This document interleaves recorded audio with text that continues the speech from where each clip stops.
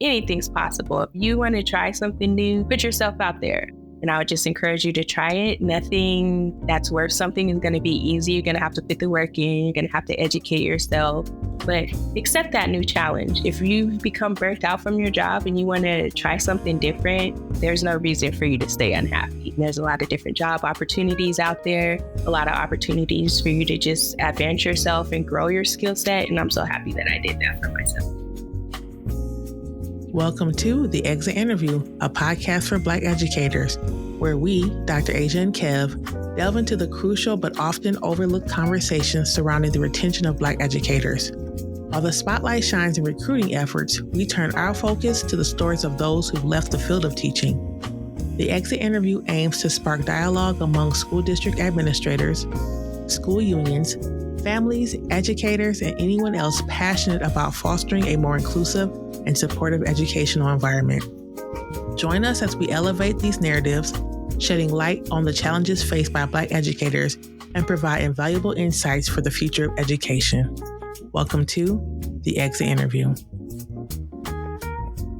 Welcome back to another episode of The Exit Interview, a podcast for Black educators with your host, Dr. Asia Lyons. Super excited today. I'm always excited about the podcast. I'm always telling people like this is going to be so great. And I'm so excited about the whole thing because I always am. Today, we have Elia Martin on our podcast and she's going to share her story. She reached out via LinkedIn or actually through our messaging system, and which you all can do as well as reach out to our messaging system and said, hey, I'm interested in being on the podcast. And so here we are. Thank you for coming on the show today. Of course. Thanks for having me. Yeah, no problem. So, it looks like looking through your bio, you're local to Denver. We'd love to hear your story. Tell us all about yourself. Yeah, share. How did you decide to become an educator? What was that story like for you? Yeah, so I am a Denver, Colorado native. I attended East High School, graduated back in 2009. After I graduated, I ended up going to UNC for my undergraduate degree.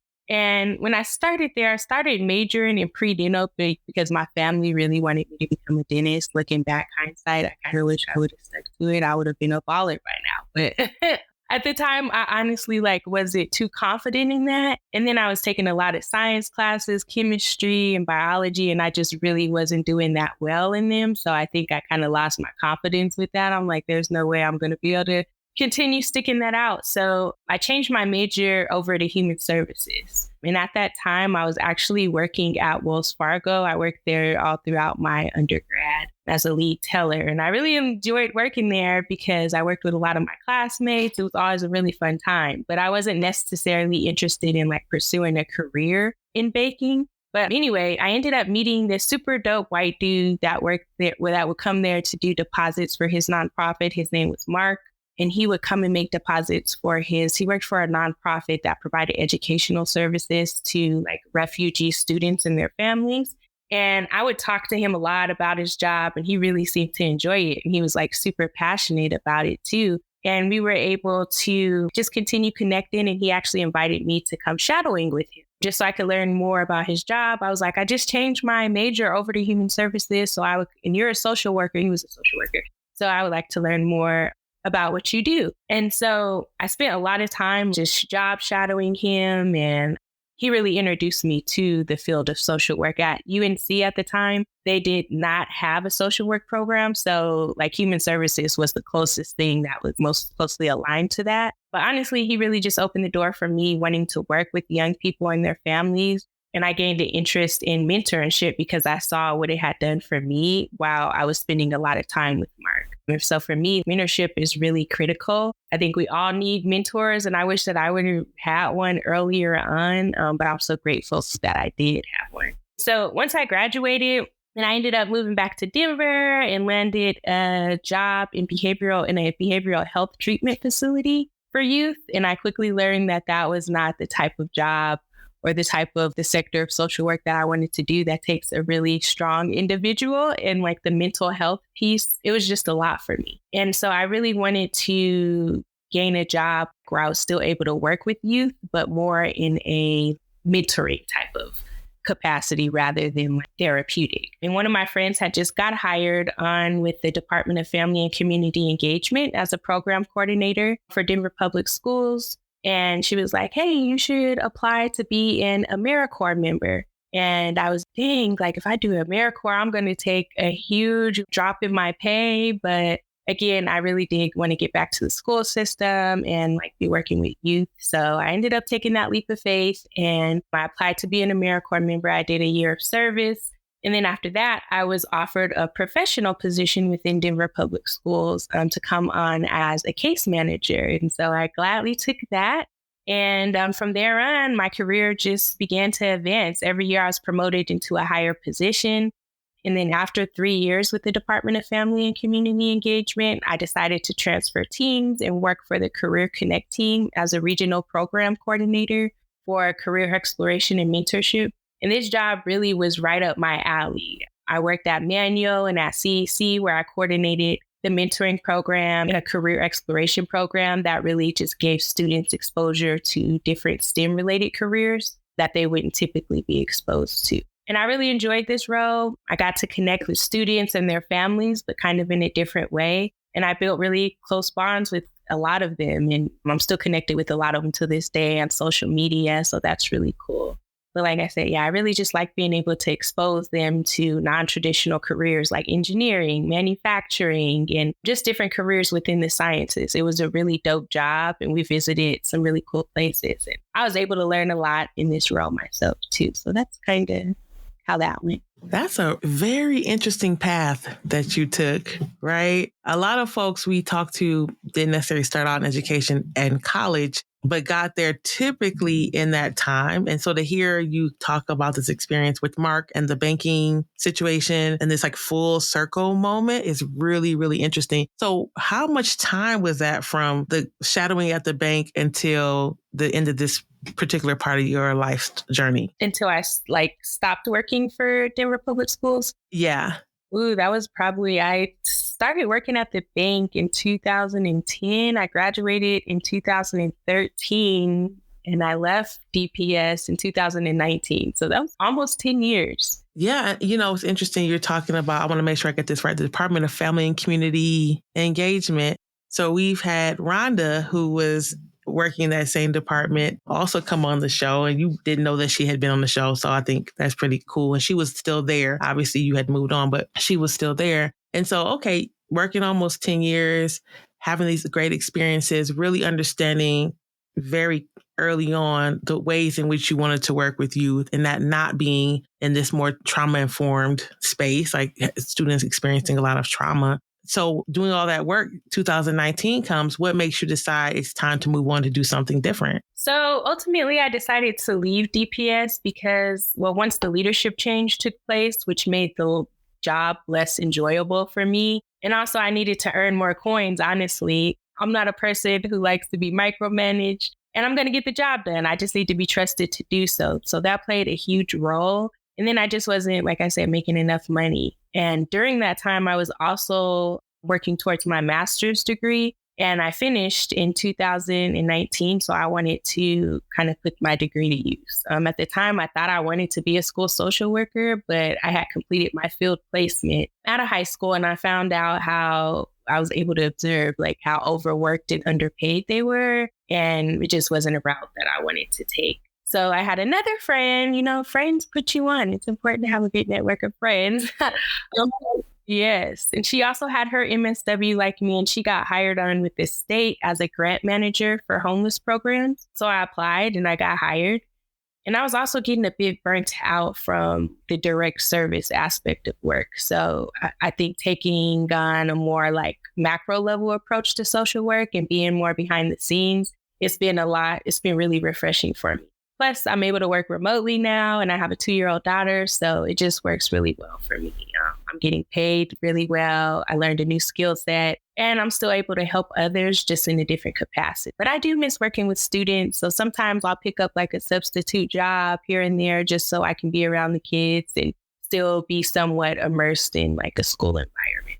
Yeah, that totally makes sense. And shout out to social workers. Social workers, I have a good friend, Rakisha. She's a social worker. She works at CDPHE. And she talks about the care. She doesn't work with children, but she talks about her caseload and trying to give people services and convince folks that they need to get the support that they need. And so social work in and out of schools is not easy. I can only imagine. And shout out to friends, right? Having a good network is so important because they're able to tell you, hey, come over here or do this thing or consider this thing. And it sounds like you said that mentorship piece, whether that be peer-to-peer or someone else, has been really valuable for you. For sure, for sure. And yes, I think social workers are very undervalued, but yeah, such critical roles, like you said, inside and outside of school. Yeah, shout out to social workers, especially Black social workers. Yeah, especially Black social workers. I want to point out a couple of things that you mentioned, like the coins, the micromanagement, right? And we talk a lot about people here on the podcast who come on, talk about this micromanaging piece and what that feels like, and then trying to empower themselves to speak up, but still folks are still wanting to just be right there on top of you. And that's really been a huge burden for people. And I know I typically will talk about this in a little bit, but the question that we ask is, what do you believe that school districts can do to keep Black educators? And that micromanagement piece comes up so much that there's not a space for people to be their authentic selves and to do the work in a creative but thorough way. And it's unfortunate that people, Black folks in particular, that work in education are not given the space to do what we do best. Yeah, I would say just better pay for one, better support. I know a lot of different organizations, school districts too, are incorporating DEI practices within the framework of a lot of their departments and stuff. And I think that's important, but sometimes it feels like even in those spaces, the right people are not always in those right spaces. And it almost feels like they're just creating it to check off a box. Like we're having these ongoing repetitive conversations with no real solution. So I think they should be more solution based rather than just, okay, this is a problem. We know the problem exists, but what are we going to do to actually solve it? And I think it's also important to give people the ability to advance themselves into leadership level roles. I mean, no one wants to stay at the bottom forever, right? And whether that's just like you being a program coordinator or a supervisor, I think they should give everyone opportunities to become directors, chiefs of staff, just really to be able to climb that ladder up higher. Yeah, all that makes sense. Also, I want to point out something you said too about transitioning out of this work, being able to work remotely, having a 2-year-old and all those pieces. And that's really important to folks. And again, we'll get into kind of like what you're doing now in a little bit. I'd like to ask a question. As you were leaving DPS and you're applying for jobs or you found this other job, what was the response of the people who work with you?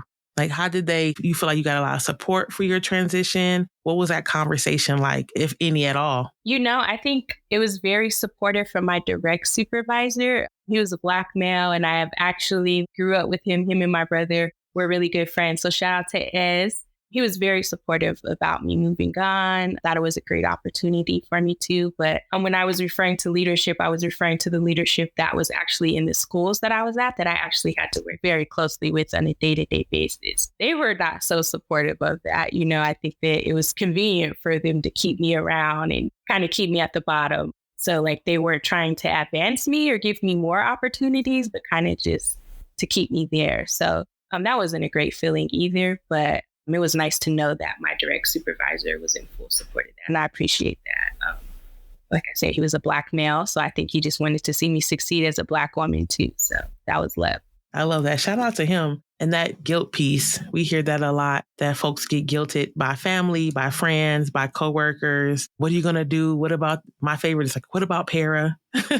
Here in this, state of Colorado, people are trying to guilt folks out of leaving because you only have 7 more years. You only have 20 more years. You can just stick it out for the para. Not to say that you don't have different benefits, but I feel like that's a tactic to keep us from thinking about doing other things and using our skills in ways that work best for us. So you kind of got into it just a little bit, but I'd like to circle back to that question of what is it that you believe that school districts can do to keep Black educators in our school spaces? Do you have, we talked a little bit about the DEI piece and doing some true DEI and not just this performative piece. We also talked about the micromanaging. But is there anything else that you'd like to add to that folks and our guests who can listen to this can hear to think about how they can perhaps show up differently to keep Black educators?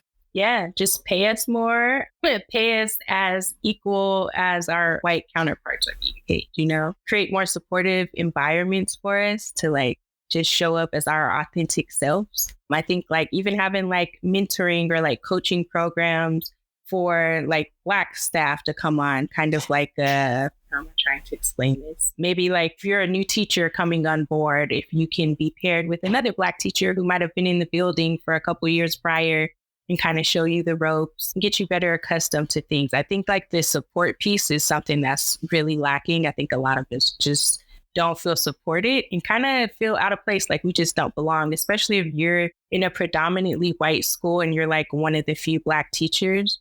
You're going to be that token Black person and it's going to be hard to show up and just especially show up and just be your authentic self every day. So supportive environments are super important. Yeah, that totally makes sense. And so it sounds like you all didn't have a mentorship or coaching program while you were in the school district. So I feel like some districts do and some districts don't, but I don't know how many focus specifically on Black teachers with Black mentors. And I've said this before on the podcast. When I was in the school district that I was teaching in, we had a mentorship program called STAR, and I was connected with a Black mentor, but I didn't realize until maybe like 5 years ago how rare it is to have a Black person connected with another Black person in that district. And so it made me think someone had to been behind the scenes aligning the stars, because had I not had her, I don't know where I would have been for that first year. She just gave so much insight and was super supportive of the work. I love that. I love this idea of these mentorship programs and really being considerate of the perspectives of Black folks who are going through teaching and not just connecting us with anyone, right? So that matching is so, so important. And that makes a lot of sense. And I know that folks are thinking, they really focus on that retention piece. I mean, that recruitment piece, but that retention piece and mentoring is a part of it. So when we get back, I'm going to ask you a couple more questions about what you're doing now and all the things. I'm really excited to get, this is my favorite part. So I'm really excited to get there. And so when we get back, we'll dig into that. Hey there, beautiful people. It's me, Dr. Asia. Before we dive back into our conversation, Kev and I have something exciting to share with you. Are you a dedicated Black educator or support Black educators? Well, if so, we've got some great news for you. We're thrilled to introduce the latest addition to our podcast community, the Black Educator Be Well newsletter. It's a space dedicated to all things Black educator healing, wellness, and more. We believe that taking care of our Black educators is crucial, and this newsletter is designed to do just that.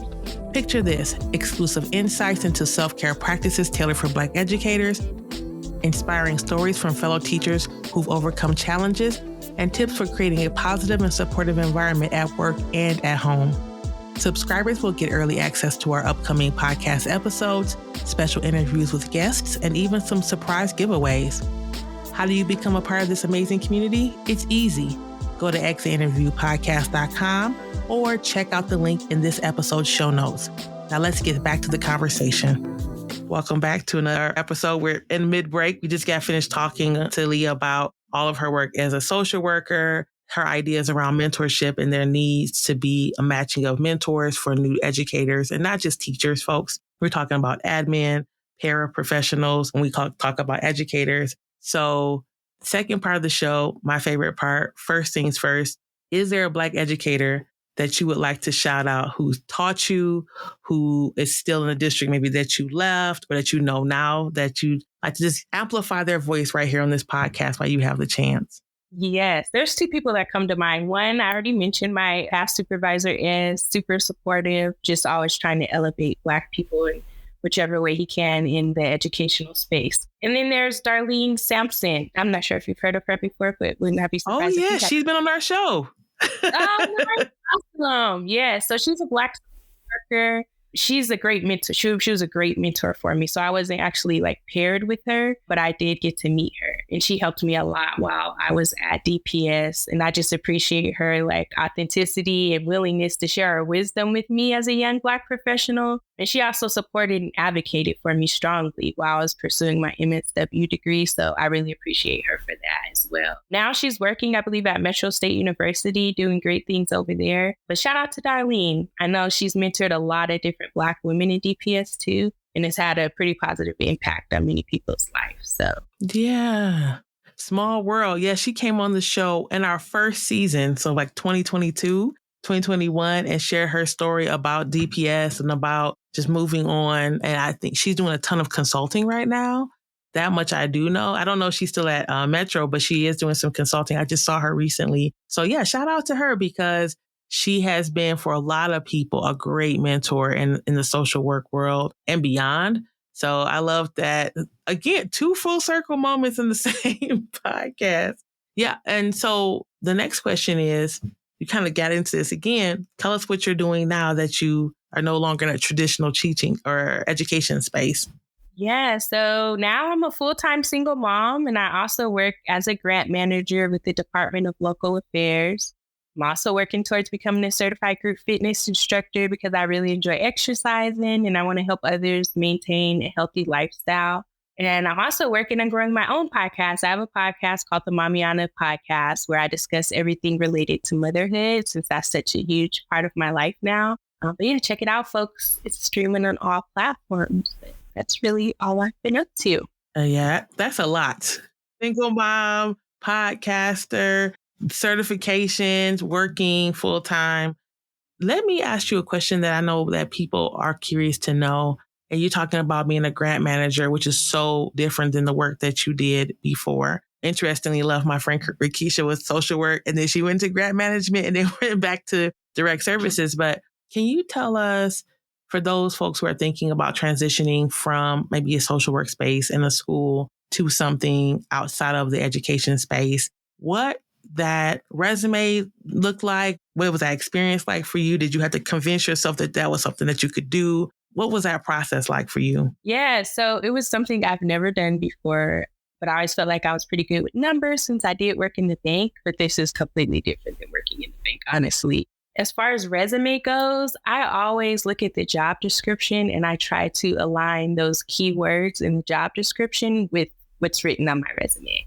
That's just something I've always done. But honestly, I was really intimidated, to be honestly, to start this job because it was something I had never done, didn't have any knowledge of like how grants worked or anything like that. But I was able to come in and learn. And I had my friend there too, who had already been working. And she was like a huge, huge help for just helping me learn my job. Because I remember when I first started, I was like, what is going on? I am in these meetings. I don't know what they're talking about. It's completely different, like jargon. I have so much to learn. And I'm working with homeless individuals. The grant that I manage, we provide funding to local governments and nonprofits throughout the state to help address homelessness. So that was a new world for me as well, just learning all the different terms and jargon associated with homelessness. So there was a huge learning curve, but anything's possible. If you want to try something new, put yourself out there.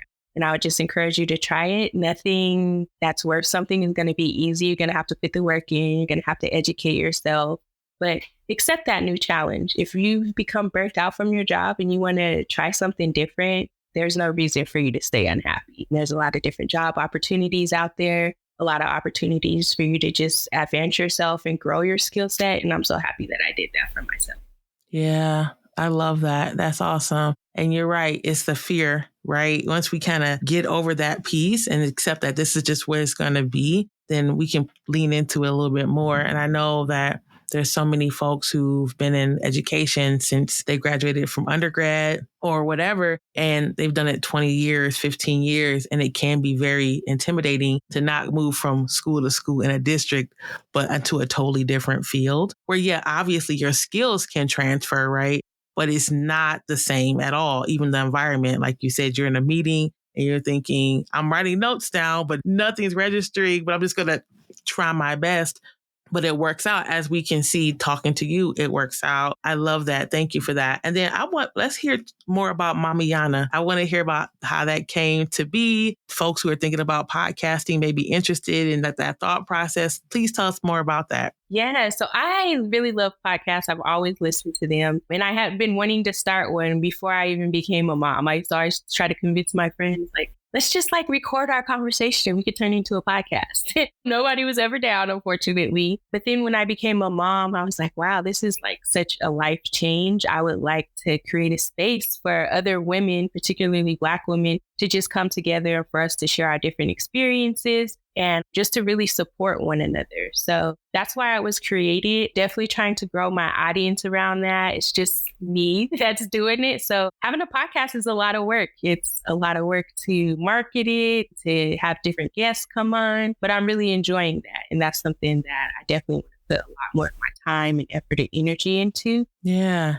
And we'll have the information about your podcast in the show notes so folks can listen in. And you said it's on all platforms, Spotify and everything else, right? Yes. I had a RSS feed going to this platform called Buzzsprout. And I actually just switched it over to the Urban Spectrum. They have a platform for individuals who have Black people who have podcasts in the Denver metro area. So I just switched over to their RSS feed, and I will share that with you for sure. I would love if you could put that at the bottom of your podcast for me.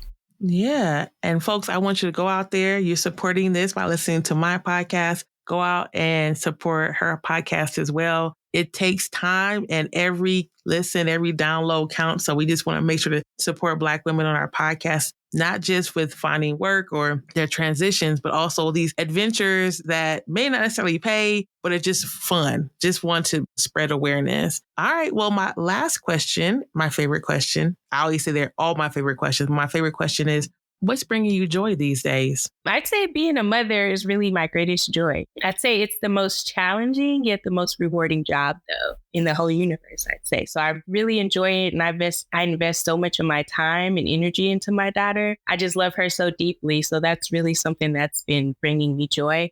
I'm thankful that I'm able to work remotely because I've been able to watch her grow and spend so much quality time with her and just really be her first teacher. It's been a blessing, seriously. So right now I'm just working towards, reaching all of my goals and becoming the best mother that I can be.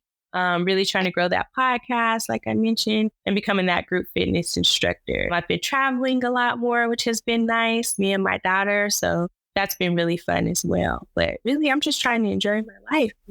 You only get one. Really, I'm just trying to enjoy my life, That's exactly right. I love that. Any place you would recommend people travel to that you've traveled to that you love? Ooh, I think my most favorite place that I visited was probably South America. I went to Colombia. I went to Cartagena and Bogota. I really loved Cartagena. That's more on the coast. Beautiful beaches, amazing food. And there were so many Black people there. I was really amazed. I'd never been to South America before, but I was really impressed by that. I was like, wow, these are all Black people that speak Spanish. This is crazy. So I really love that. That's high. Recently, I just took a solo trip to San Diego by myself and stayed at a resort. That was really nice. San Diego is a beautiful place if you want to stay in state or in the States. But yeah. Okay. All right, folks, get that passport. And you don't have to be a teacher to travel in the summer, right? We love that. We have off in the summer. That's why I love being a teacher. We have spring break, but you can also have other jobs that involve you taking vacation. So don't let that be the reason that you feel like you have to stay in a place. All right, folks. So that was our episode. And if you have questions, we'll have all the information for Elia in the show notes. And we'll talk to you later. Peace. Thank you for tuning in to another episode. We hope that you've gained valuable perspectives and a deeper understanding of the conversation surrounding Black educator retention. As we conclude this episode, we encourage you to join our Patreon to support our work.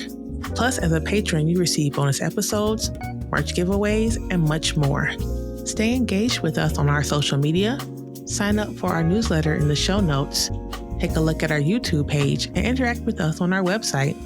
Remember, the stories we've shared today are just the beginning, and your participation is vital for the future of education.